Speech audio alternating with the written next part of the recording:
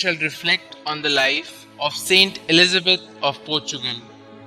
St Elizabeth was the daughter of King Peter III and Constance of Aragon, Spain.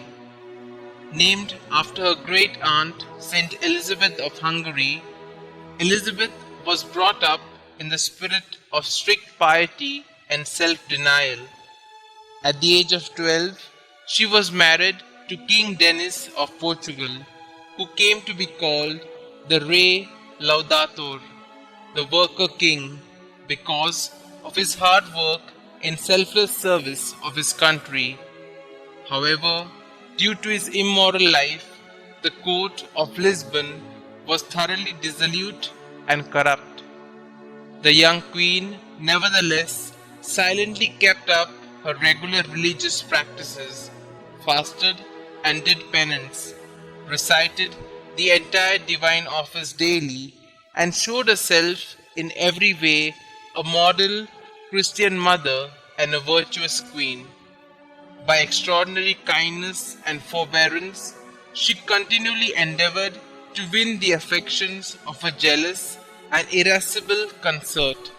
But it was not until the 40th year of their married life that her unfailing prayers won the king to repentance and a complete reform of his life.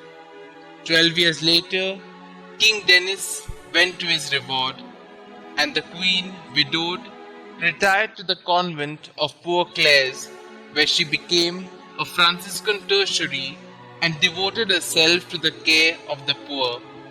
Elizabeth's generous and indefatigable personal charity towards the unfortunate and the sick had been remarkable all through her life.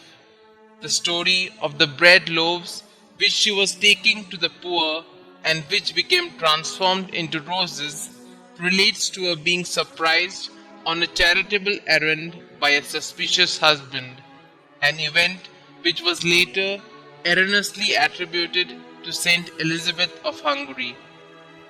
Above all, however, Elizabeth, whose name in Greek means God has sworn, was sworn peacemaker. When in the year 1323, her son Alfonso rebelled and took up arms against his own father because he was outraged by the favors being bestowed on his illegitimate brothers, it was the queen, then a woman of 52, who rode out between the two armies drawn up for battle and succeeded in bringing about a reconciliation. At the age of 65, 13 years later, she had a similar opportunity.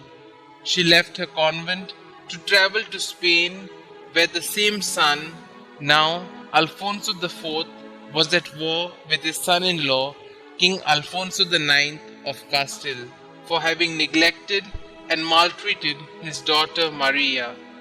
Again, St. Elizabeth succeeded in stopping the fight and bringing about a peaceful settlement, but immediately afterwards she succumbed to a fever brought on by overexertion and died at Estremoz on the 4th of July 1336.